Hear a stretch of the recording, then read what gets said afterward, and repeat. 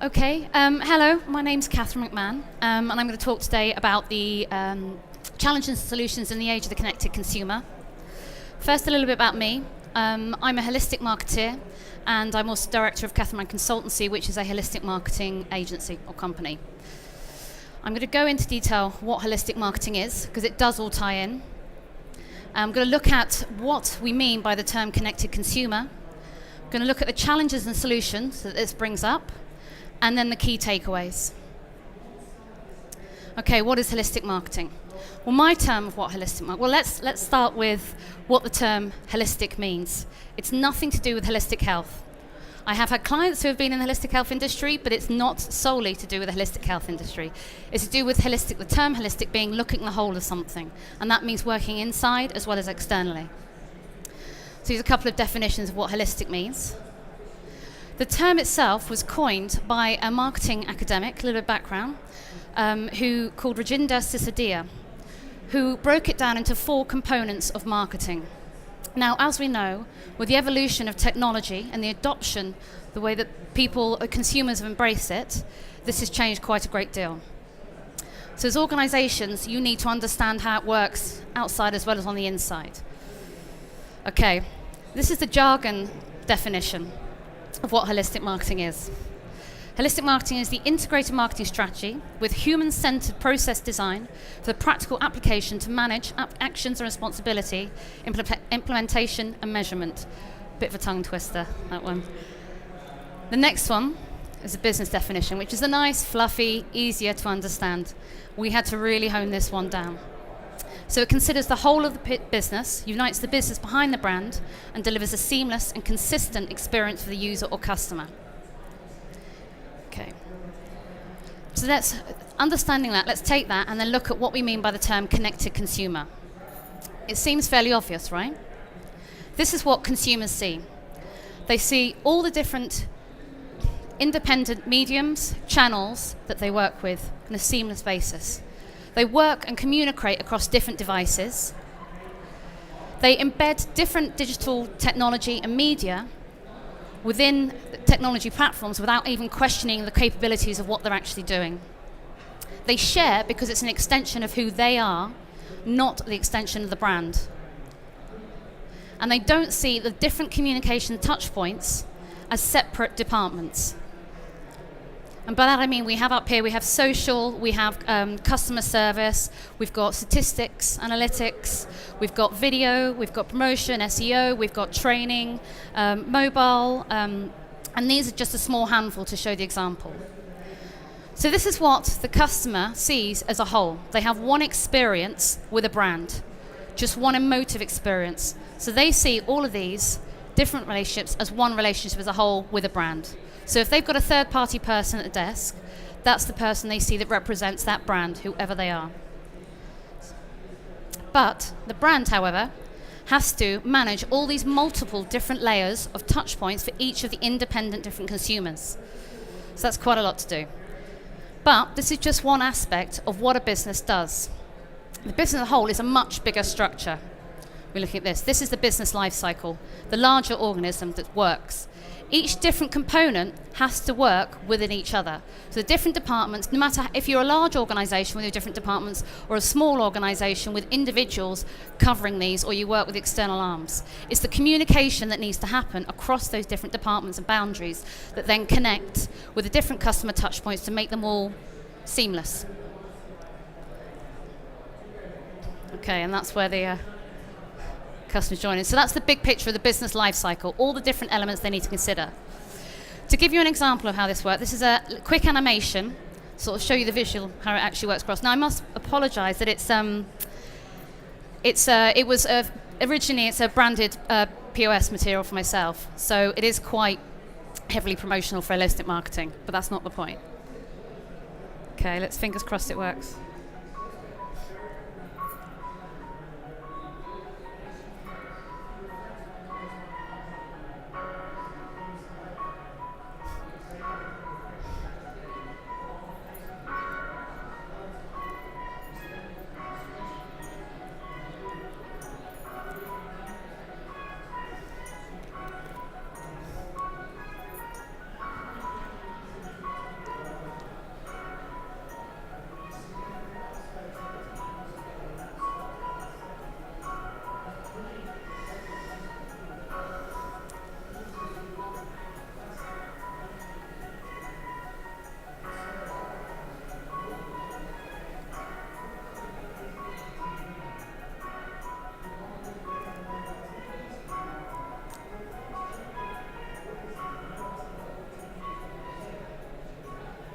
Okay, and those are just the sort of benefits that come off from holistic marketing.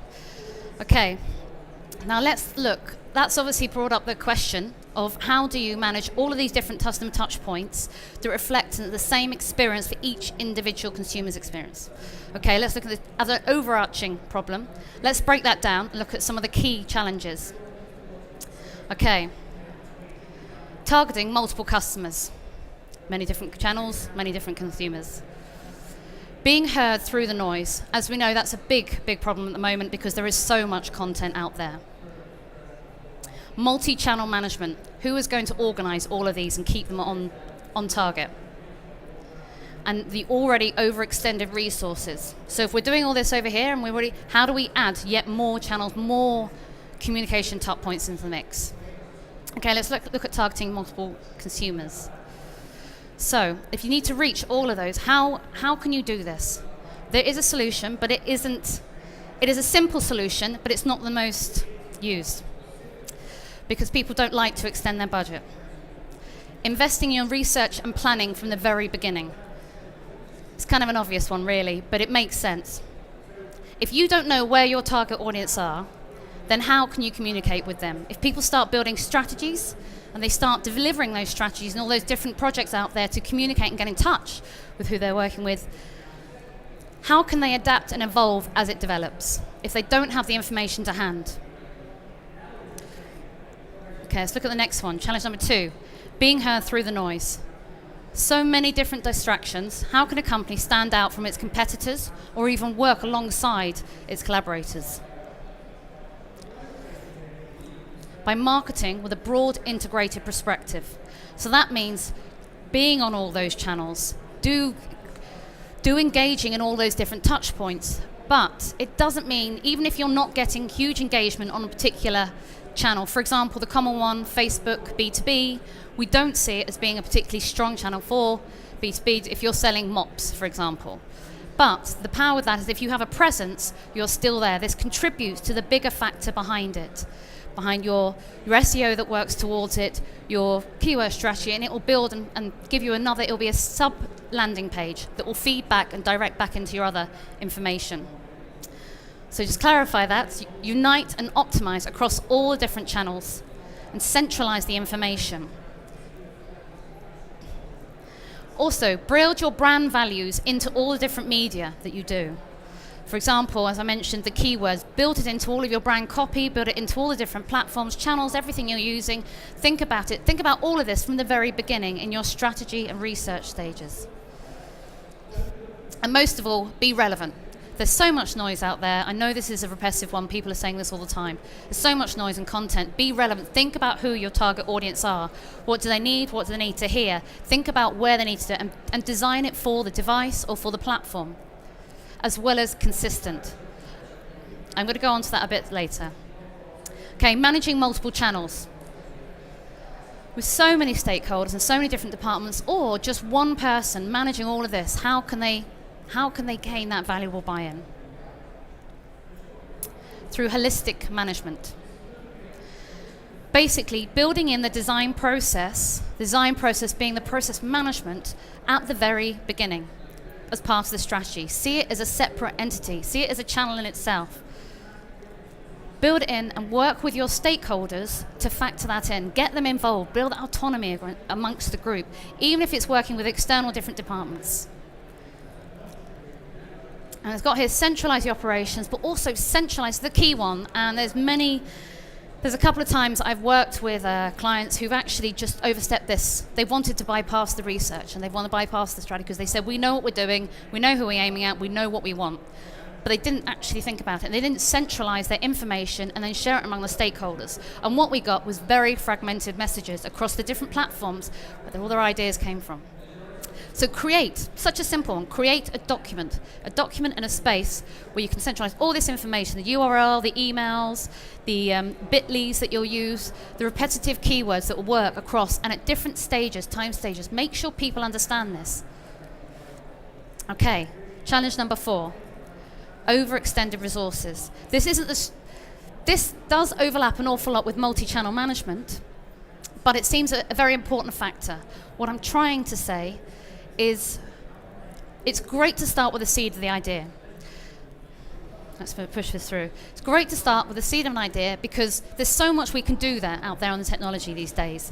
And it can just be that clever sometimes through the simplicity. But remember to be relevant and don't be overly ambitious from the very beginning.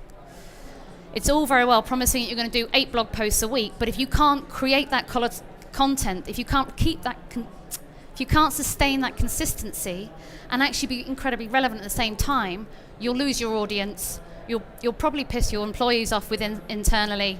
It just won't work. And then you'll have to start again and it'll be a costly mistake. Start slowly. It's much easier to adapt that way too. So be practical with your planning. It helps you sustain towards more ambitious ideas at a later stage. Okay, and the other thing is arm your employees with information. They will be your best brand ambassadors, and that jumps back to centralizing all the information from the beginning. Bring people in at the beginning. Don't be overly cautious with your idea. It can only develop with the people who know the mediums and what they're doing and how they're doing. But you are much stronger as a force together. Okay, let's look at the key takeaways. Design for the customer. So there's multiple niche customers in the different networks and different communities, but build with the brand's resources in mind. So build for practical, actionable results. Integrate your marketing into each arm of the business. Get them working within the different stakeholders. If you consider the different touch points as separate silos, the customer-facing message will itself be fragmented across the different spectrums. And again, invest in research and planning stage. This is actually the initial there's actually 2 stages. You'll also have a lot of crossover, the creative design and build, and then through to the implementation. That will come at a later stage. But you can't start building anything until you know who's going to be there to actually catch the fall as they deliver it. It will save you a lot of money in the long run. And another one, consider the resources as another level to the strategy. Involve your employees into the departmental discussions, create collaborations, get people to really work together. And it's not just about driving their creativity, it's driving the practicality that goes along with it. Okay, that's pretty much just an overarching key points there. There's a lot more information on my website. I've done a whole section about holistic marketing, comparing past marketing and previous marketing, having a look at the consumer touch points and how people are interacting with that. I'm not sure, I took my watch. I think I went fairly quickly there. Does anyone have any questions?